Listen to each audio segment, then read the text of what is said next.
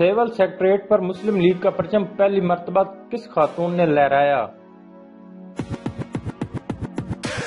جواب ہے فاطمہ صغریٰ۔ ریڈیو پاکستان کے عالمی سروس کا آغاز کب ہوا؟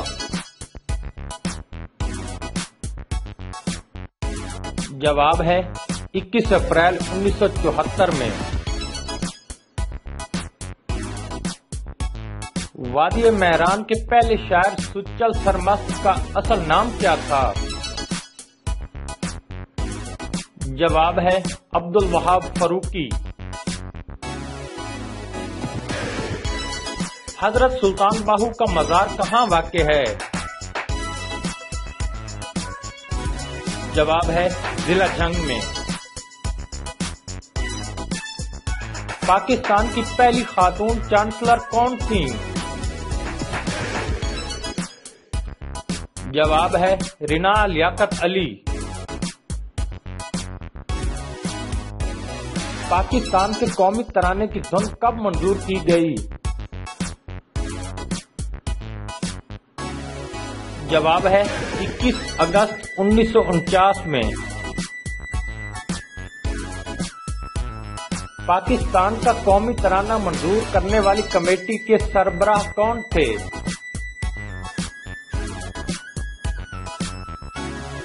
جواب ہے پیرزادہ عبدالستار۔ برصغیر پاک و ہند میں پہلی مردم شماری کب ہوئی؟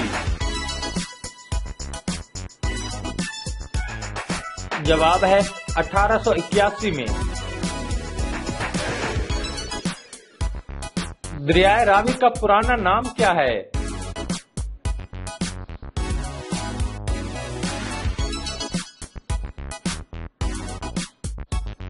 1981 کی مردم شماری کے مطابق پاکستان کے کتنے فیصد لوگ تعلیم یافتہ تھے؟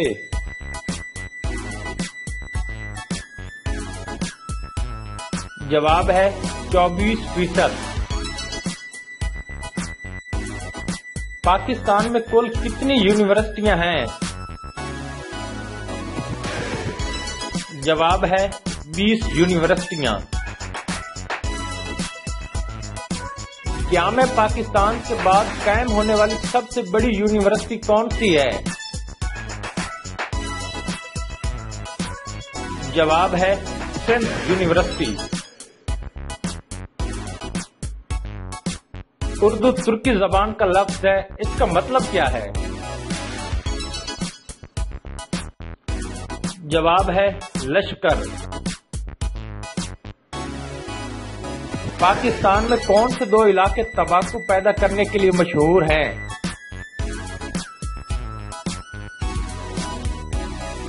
جواب ہے ساہیوال اور کیمبل پور۔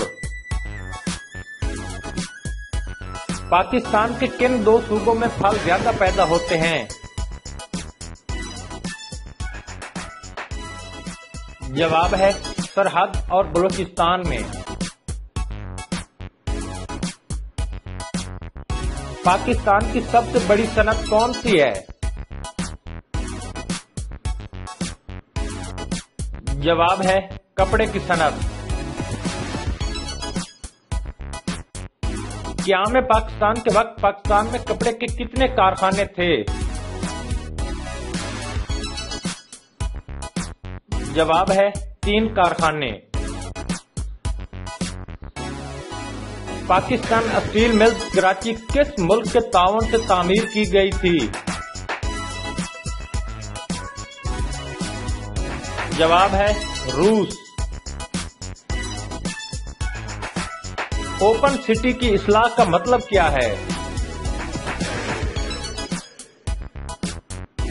جواب ہے شہر بغیر فوجی اڈہ۔